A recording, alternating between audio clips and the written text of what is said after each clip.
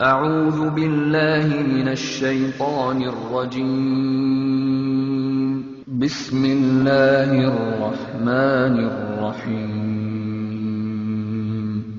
الله نور السماوات والأرض مثل نوره كمشكاة فيها مصباح المصباح في زجاجة الزجاجة كأنها كوكب دري يوقد من شجرة مباركة.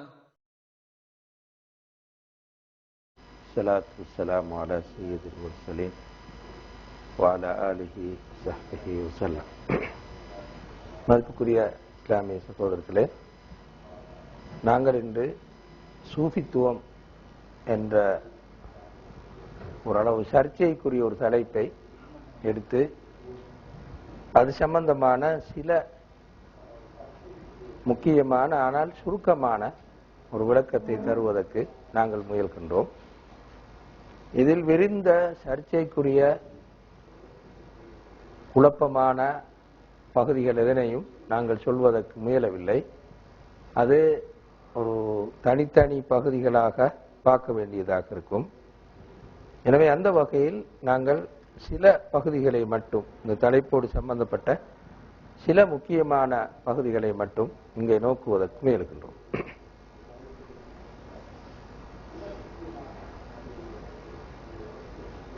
முதலாவது, சூஃபித்துவம் என்ற சிந்தனை இஸ்லாமிய வரலாற்றில் இடைக்கால பிரிவில் ஸல்லல்லாஹு அலைஹி வஸல்லம் அவர்கள் மரணித்து இடைக்கால பிரிவில் தான் முத்தஸவ்விஃபூன் என்று அழைக்கக்கூடிய சூஃபிகள் என்று நாங்கள் தமிழிலே சூஃபிகள் என்று சொல்லக்கூடியவர்கள் இஸ்லாமிய வரலாற்றிலே இடைக்கால பிரிவில் தோன்றினார்கள். எப்படி இஸ்லாமிய சட்ட அறிஞர்கள், அல் ஃபுக்கஹா என்று அழைக்கக்கூடிய இஸ்லாமிய சட்ட அறிஞர்கள், அல்லது அல் முஹத்திசூன் என்று அழைக்கக்கூடிய ஹதீஸ் துறை அறிஞர்கள், அல்லது அல் முஃபஸ்ஸிரூன் என்று அழைக்கப்படக்கூடிய அல் குர்ஆன் விரிவுரையாளர்கள் என்று இஸ்லாமிய வரலாற்றிலே பின்னால் காலப்பிரிவுகளில் தோன்றினார்களோ, அந்த கலைகளும் அதனை சார்ந்தவர்களும் எவ்வாறு தோன்றினார்களோ அதே போன்றுதான் அல் முத்தஸவ்விஃபூன் என்று சொல்லக்கூடிய சூஃபிகள் இஸ்லாமிய வரலாற்றின் இடைக்கால பிரிவிலே தோன்றினார்கள். ஸல்லல்லாஹு அலைஹி வஸல்லம் அவர்களுடைய பணிகளில், அவருடைய வழிகாட்டல்களில் ஏதாவது ஒரு அடிப்படை இல்லாமல் ஒருபோதும் எந்த கலையும் அந்த கலை சார்ந்த அறிஞர்களும் தோன்றுவது சாத்தியமானதல்ல. அந்த வகையில் சூஃபித்துவம் அல்லது சூஃபிகள் என்று நாம் அழைக்கக்கூடிய இந்த கலை அல்லது அந்த கலையை சார்ந்தவர்கள் தோன்றுவதற்கும் ஸல்லல்லாஹு அலைஹி வஸல்லம் அவருடைய வழிகாட்டலில் காணப்பட்ட ஒரு பகுதி காரணமாக இருந்தது என்று நாங்கள் அதனுடைய வேரை போய் பார்க்கின்ற போது அறிந்து கொள்ள முடியும். இந்த வகையில் நாங்கள் பார்ப்போம். முதலாவதாக ஸல்லல்லாஹு அலைஹி வஸல்லம் என்ற அந்த நபியை நாங்கள் எடுத்துக்கொண்டால் அவர்கள் 3 அடிப்படையான பணிகளை சமூகத்திலே செய்தார்கள். ஒன்று, அறிவு அல்லது தூதை எத்தி வைக்கின்ற பணியை அவர்கள் செய்தார்கள்.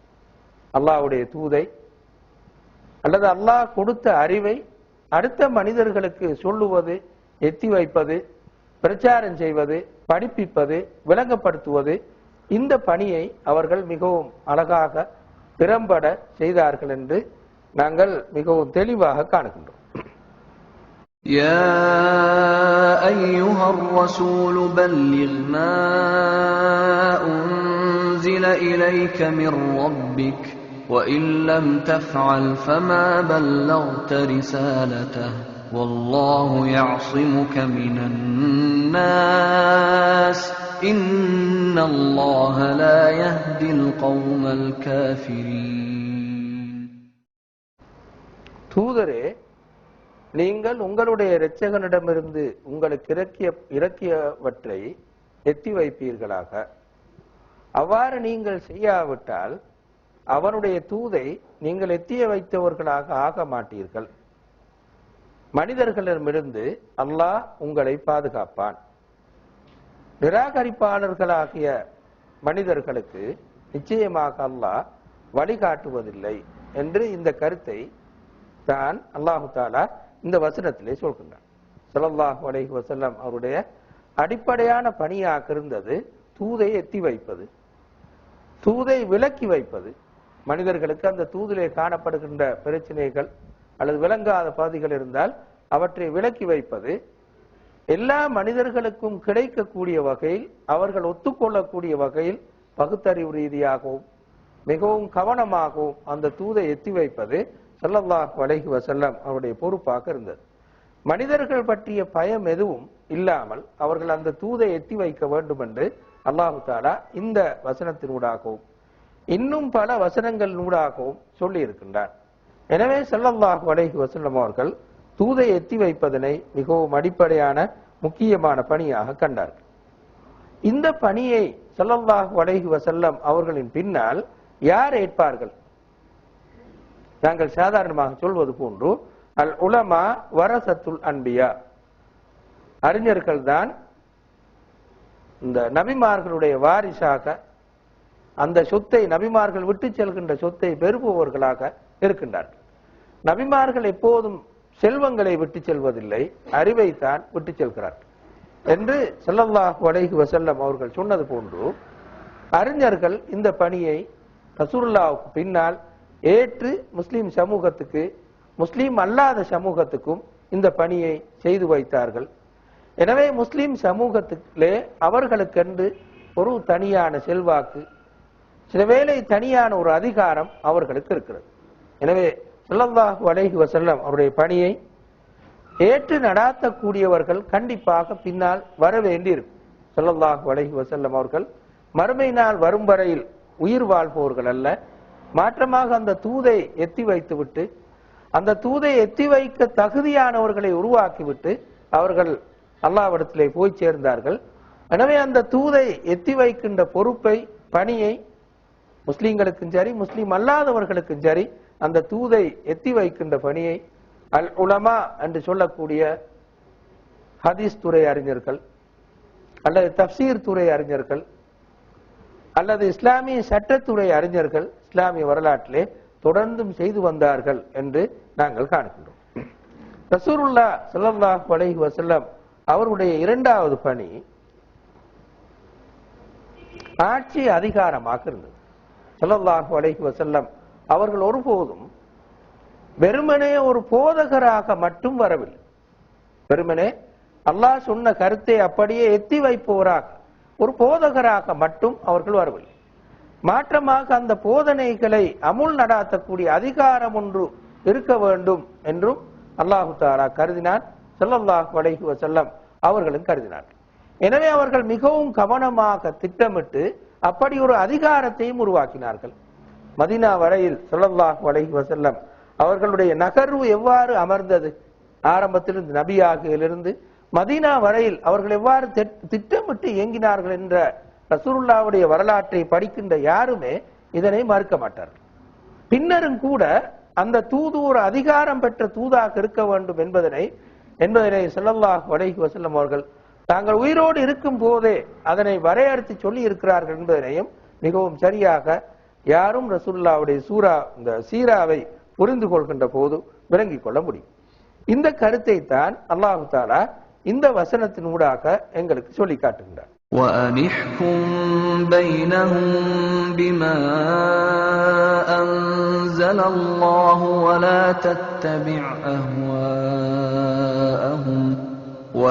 تَتَّبِعْ أَهْوَاءَهُمْ وَاحْذَرْهُمْ أَن يَفْتِنُوكَ عَن بَعْضِ مَا أَنزَلَ اللَّهُ إِلَيْكَ فَإِن تَوَلَّوْا فَاعْلَمْ أَنَّمَا يُرِيدُ اللَّهُ أَن يُصِيبَهُم بِبَعْضِ ذُنُوبِهِمْ وَإِنَّ كَثِيرًا مِنَ النَّاسِ لَفَاسِقُونَ. அல்லாஹ் இறக்கியவற்றை கொண்டு அவர்களுக்கு மத்தியில் நீங்கள் தீர்ப்பு சொல்வீர்களாக.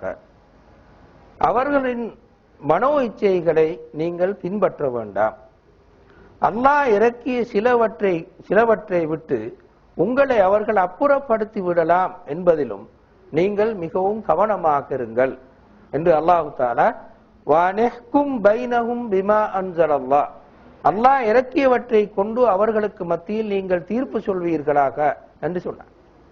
இப்படி மனிதர்களுக்கு மத்தியில் தீர்ப்பு சொல்வதாக இருந்தால் கண்டிப்பாக ஒரு அதிகாரம் இருப்பது அவசியமான. வெறுமனே ஃபத்வா சொல்வது அல்ல, தீர்ப்பு சொல்வது. அரபு மொழியில் ஹக்கம என்ற சொல்லுக்கு இரண்டு பொருள். ஒன்று தீர்ப்பு சொன்னான், இன்னொன்று ஆட்சி செய்தான் என்று பொருள்.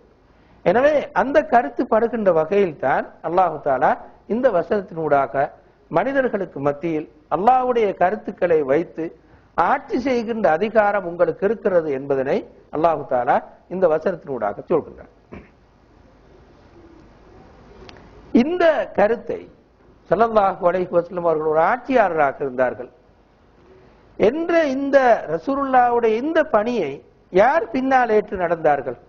ஏற்கனவே நாங்கள் சொன்னது போன்று ரசூலுல்லாஹி ஸல்லல்லாஹு அலைஹி வஸல்லம் அவர்கள் அறிவை விட்டு சென்றார்கள், தூதை விட்டு சென்றார்கள். அந்த தூதையும் அறிவையும் பின்னால் ரசூலுல்லாஹ் பின்னால் சுமந்தவர்களைத்தான் நாங்கள் அறிஞர்கள், அந்த பொறுப்பை ஏற்றவர்கள் அறிஞர்கள் என்று சொன்னோம். அதே போன்று இந்த அதிகாரத்தை ஏற்றவர்கள் ஸல்லல்லாஹு அலைஹி வஸல்லம் அவர்களுக்கு பின்னால் இந்த அதிகாரத்தை ஏற்று உலகத்திலே இஸ்லாம் நடைமுறைப்படுவதற்காக உழைத்தவர்கள், அதிகாரபூர்வமாக உழைத்தவர்களை இஸ்லாமிய வரலாற்றிலே தோன்றிய ஆட்சியாளர்கள் அல் குலஃபா உர் ராஷிதூன், அதற்கு பின்னால் வந்த ஆட்சியாளர்கள், இஸ்லாமிய வரலாற்றில் வந்த பெரும் தலைவர்கள் என்று நாங்கள் இஸ்லாமிய வரலாற்றிலே காணுகிறோம். இந்த பணியை, எனவே ரசூலுல்லாஹ்வுடைய இந்த இரண்டாவது பணியை இப்படி இஸ்லாமிய வரலாற்றிலே இஸ்லாமிய ஆட்சியாளர்கள், இஸ்லாமிய பெருந்தலைவர்கள் செய்தார்கள், இன்று வரையில் செய்து கொண்டிருக்கிறார்கள் என்று நாங்கள் காணுகிறோம். மூன்றாவது இன்னொரு பகுதி இருக்கு. இந்த பகுதியைத்தான் நாங்கள் பார்க்க வருகிறோம். ரசூலுல்லாஹி ஸல்லல்லாஹு அலைஹி வஸல்லம் அவர்களை பொறுத்தவரையில் அவர்கள் மூன்று வகையான மனிதன் அல்லது மூன்று வகையான பணிகளை செய்தவர்கள். ஒன்று, அவர்கள் தூதை எத்தி வைத்தவர்கள், அல்லாஹ் தந்த அறிவை மனிதர்களுக்கு சொன்னவர்கள், விளக்கி சொன்னவர்கள், அதற்கான ஆட்களை பயிற்றுவித்தவர்கள். இது ரசூலுல்லாஹ்வுடைய ஒரு முக்கியமான பணியாக இருந்தது. இரண்டாவது, ரசூலுல்லாஹி ஸல்லல்லாஹு அலைஹி வஸல்லம் அவர்கள் அதிகாரம் ஒன்றை உலகத்திலே உருவாக்கினார்கள்.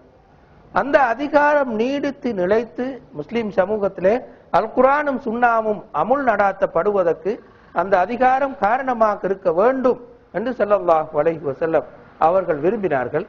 எனவே ரசூலுல்லாஹ்வுக்கு பின்னால் அந்த அதிகாரத்தை ஏற்ற அல் குலஃபா உர் ராஷிதூன் அல்லது அதற்கு பின்னால் வந்த உமையா, அப்பாசிய, உஸ்மானிய அரசுகள் அல்லது இன்று வரையில் அத்தகைய ஒரு அதிகாரத்தை பெற வேண்டும் என்ற போராட்டம், இவற்றையெல்லாம் முஸ்லிம்களுடைய வரலாற்றிலே நாங்கள் மிகவும் தெளிவாக இனம் காண்கிறோம். மூன்றாவதும் ஒரு பணியை ஸல்லல்லாஹு அலைஹி வஸல்லம் அவர்கள் விட்டு சென்றார். அதுதான் மக்களை அவர்களின் உள்ளத்தின் ஊடாக அழைத்து, அதிகாரத்தின் ஊடாகவல்ல. அதிகாரம் உள்ளத்தின் ஊடாக அழைக்க முடியாத மக்களை திருத்துவதற்கு அல்லது அதிகாரம் நடைமுறைப்படுத்துவதற்கு இருக்கிற தடைகளை நீக்குவதற்குத்தான் அதிகாரம். ஆனால் மனிதர்களை இயல்பாகவே இஸ்லாத்தை ஏற்பவர்களாக, மனதின் ஊடாகவே அங்கீகாரத்தோடு விரும்பி இஸ்லாத்தை நடைமுறைப்படுத்துபவர்களாக ஆக்க வேண்டும் என்பதனைத்தான் ஸல்லல்லாஹு அலைஹி வஸல்லம் அவர்கள் விரும்பினார்கள். அல்லாஹ்வும் விரும்பினார். ஒரு மனிதன் அல்லாஹ்வுக்கு கட்டுப்படும் போது அவன் உளப்பூர்வமாக அல்லாஹ்வுக்கு கட்டுப்பட வேண்டும், ஏற்றுக்கொள்ள வேண்டும் என்று ஸல்லல்லாஹு அலைஹி வஸல்லம் அவர்கள் விரும்பினார்கள். எனவே ரசூலுல்லாஹ்வுடைய மூன்றாவது பணியாக அமைந்தது இந்த பணி. இந்த பணியை பற்றியும் அல்லாஹு தஆலா நிறைய வசனங்களிலே சொல்கிறார். உதாரணமாக நாங்கள் ஒரு இரண்டு வசனங்களை இங்கே பார்ப்போம். إنما كان قول المؤمنين إذا دعوا إلى الله ورسوله ليحكم بينهم أن يقولوا سمعنا وأطعنا وأولئك هم المفلحون. அல்லாஹ்வின் பக்கமும் அவனுடைய தூதரின் பக்கமும் தீர்வு சொல்வதற்காக அழைக்கப்பட்டால் மூமின்களின் வார்த்தை நாங்கள் செவியேற்றோம், கட்டுப்பட்டோம் என்பதாகத்தான் இருக்கும். அல்லாஹ்வின் பக்கமும் அவனுடைய தூதரின் பக்கமும் தீர்வு சொல்வதற்காக மூமின்கள் அழைக்கப்பட்டால் சமஅனா நாங்கள் செவிமடுத்தோம் கட்டுப்பட்டோம் என்று சொல்வதாகத்தான் மூமின்களுடைய வார்த்தை இருக்கும். அவர்கள்தான் வெற்றியாளர்கள். உலாயிக ஹுமுல் முஃப்லிஹூன். இந்த குறிப்பிட்ட பிரச்சனையில் அல்லாஹ்வுடைய தூது இப்படி இருக்கிறது, கருத்து இப்படி இருக்கிறது, அல்லாஹ்வுடைய தூதருடைய கருத்து இப்படி இருக்கிறது என்று சொன்னால் ஒரு முஸ்லிம் என்ன சொல்லுவான்? சமஅனா வ அத்தா, நாங்கள் அதனை செவியேற்றோம், அதற்கு பணித்தோம் என்று இப்படி சொல்வதுதான் ஒரு மூமினுடைய வார்த்தையாக இருக்கும் என்று அல்லாஹ் தஆலா இந்த வசனத்திலே சொல்கின்றார். எனவே அதிகாரத்துக்கு பயந்தல்ல, அல்லது உலகத்தில் ஏதாவது தண்டனை கிடைக்கும் என்று பயந்தல்ல, இயல்பாகவே அல்லாஹ்வு கட்டுப்பட்டு ரசூலுல்லாஹ்வு கட்டுப்பட்டு அவற்றை நான் செவியேற்றேன், அவற்றுக்கு நான் முழுமையாக பணிந்தேன் என்று சொல்வதுதான் ஒரு முஃமினுடைய வார்த்தையாக இருக்கும் என்று அல்லாஹ் தஆலா இந்த வசனத்திலே சொல்கிறார். فلا وربك لا يؤمنون حتى يحكموك فيما شجر بينهم ثم لا يجدوا في أنفسهم حرجا مما قضيت ويسلموا تسليما. இந்த வசனம் இந்த கருத்தை இன்னும் மிகவும் தெளிவாக சொல்கின்றது. ஃபலா ஒரப்பிக், இல்லை, உமது இரட்சகனின் மீது சத்தியமாக இல்லை, அவர்களுக்கு மத்தியில் ஏற்படுகின்ற பிரச்சனைகளில் உங்களை தீர்வாளராக ஏற்றுக்கொள்ளும் வரையில் அவர்கள் ஈமான் கொண்டவர்களாக ஆக மாட்டார்கள். அவ்வாறு தீர்வாளராக ஏற்றுக்கொண்டு நீங்கள் சொன்ன தீர்வில் உள்ளத்தில் எந்த விதமான தயக்கத்தையும் காட்டாது முற்றிலும் பணிந்து போனால்தான் அவர்கள் உண்மையில் ஈமான் கொண்டவர்களாக ஆக்குவார்கள். அப்படி இல்லாவிட்டால் அவர்கள் ஈமான் கொண்டவர்களாக மாட்டார்கள். எனவே தீர்வை உள்ளத்தில் எந்த விதமான தயக்கமும் இல்லாமல் ஏற்றுக்கொள்வது, ஒயுசல்லிமு தஸ்லீமா, முழுமையாக பணிந்து விடுவது, அப்படி இருக்காத வரையில் அவர் ஈமான் கொண்டவராக மாட்டார் என்று அல்லாஹு தஆலா அவனின் மீதே சத்தியம் பண்ணி சொல்கின்றார். ஃபலா ஒரப்பிக, உம்முடைய இரட்சகனின் மீது சத்தியமாக அவர்கள் ஈமான் கொண்டவர்களாக மாட்டார்கள். அவர்களுக்கு மத்தியில் ஏற்படக்கூடிய பிரச்சனைகளில் உங்களை தீர்ப்பாளராக ஏற்றுக்கொண்டு அந்த தீர்ப்பை பொறுத்தவரையில் உள்ளத்தில் எந்த விதமான தயக்கத்தையும் காணாது முழுமையாக பணிந்து போனால் மட்டும்தான் அவர்கள் மூமின்களாக மாறுவார்கள் என்று அல்லாஹு தஆலா இந்த வசனத்திலே சொல்கிறார். எனவே உளப்பூர்வமாக அந்த தூதை ஏற்றுக்கொள்வது, தீர்வை ஏற்றுக்கொள்வது, அந்த சட்டத்தை ஏற்றுக்கொள்வது, இது ஈமானுக்கான மிகவும் முக்கியமான அடிப்படை. அது இல்லாத போது அது ஈமான் கொண்டதாக மாட்டாது என்று அல் குர்ஆன் இந்த வசனத்திலே எங்களுக்கு சொல்லி காட்டுகின்றது. எனவே இந்த வகையில்தான் உள தூய்மை உள்ளத்தை கட்டி எழுப்புவது, மிகவும் அழகாக உள்ளத்தை கட்டி எழுப்புவது, மனதை துப்புரவாக எப்பொழுதும் வைத்துக் கொள்வது இஸ்லாத்துடைய மிகவும் முக்கியமான அடிப்படையாக அமைகின்றது. ஸல்லல்லாஹு அலைஹி வஸல்லம் அவர்கள் இந்த பணியையும் மிகவும் சரியாக மிக அழகாக செய்தார்கள்.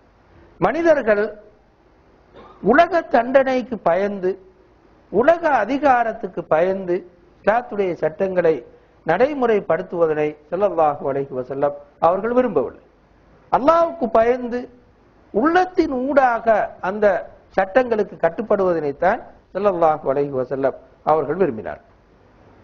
இந்த வகையில் தான் அல்லாஹ் தஆலா ஸல்லல்லாஹு அலைஹி வஸல்லம் அவருடைய பணியை சொல்லும் போது எவ்வாறு அவர்கள் இறை தூதை உலகத்திலே நடைமுறைப்படுத்துவார்கள் என்பது பற்றி சொல்லும் போது இப்படி சொல்கின்றார்.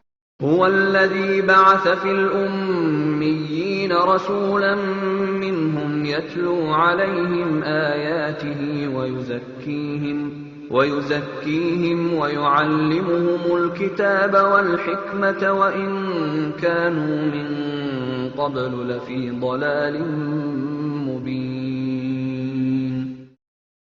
அவன்தான் எழுத வாசிக்க தெரியாதவர்களுக்கு மத்தியில் அவர்களிலிருந்தே ஒரு தூதரை அனுப்பி வைத்தான். அந்த தூதர் என்ன செய்வார்? யத்லு அலைஹிம் ஆயாத்தி, அவருடைய வசனங்களை அவர்களுக்கு ஓதி காட்டுவார். அல்லாஹ்வுடைய வசனங்களை அவர்களுக்கு ஓதி காட்டுவார். பிறகு வயுஸக்கி, அவர்களை தூய்மைப்படுத்துவார், பயிற்றுவிப்பார், உள ரீதியாக அவர்களை பயிற்றுவிப்பார். அதனோடு சேர்த்துதான் கிதாப வல் ஹிக்மா, வேதத்தையும் ஞானத்தையும் அவர்களுக்கு படித்துக் கொடுப்பார். அவர்கள் ஏற்கனவே தெளிவான வழிகேட்டில் இருந்த போதிலும் கூட இவற்றையெல்லாம் அந்த தூதர் செய்வார் என்று அல்லாஹு தஆலா சொல்கிறார். எனவே அந்த தூதருடைய பணி அவர்களை தூய்மைப்படுத்துவது என்று அல்லாஹு தஆலா வெறுமனே அதிகாரபூர்வமாக வேதத்தையும் ரசூலுல்லாஹ் சொல்லக்கூடிய கருத்துக்களை நடைமுறைப்படுத்துவதல்ல, உள்ளத்தை தூய்மைப்படுத்துவதூடாகத்தான் அந்த பணியை ஸல்லல்லாஹு அலைஹி வஸல்லம் அவர்கள் செய்வார்கள் என்று இந்த வசனம் சொல்கின்றது. இந்த வசனமும் ஸல்லல்லாஹு அலைஹி வஸல்லம் அவர்கள் எப்படி அந்த பணியை செய்தார்கள் என்பதனை இந்த வசனம் எங்களுக்கு நன்கு சுட்டிக்காட்டும்.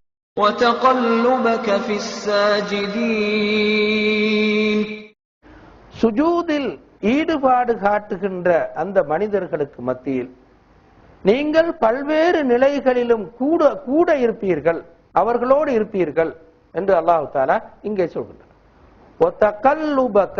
தக்கல்லுபன்னா பல்வேறு நிலைகளில் இருத்தல் என்று சாஜிதீன் சொல்வது இங்கே முஸ்லிம்களை அல்லது சஹாபாக்களை குறிக்கக்கூடிய ஒரு வார்த்தை.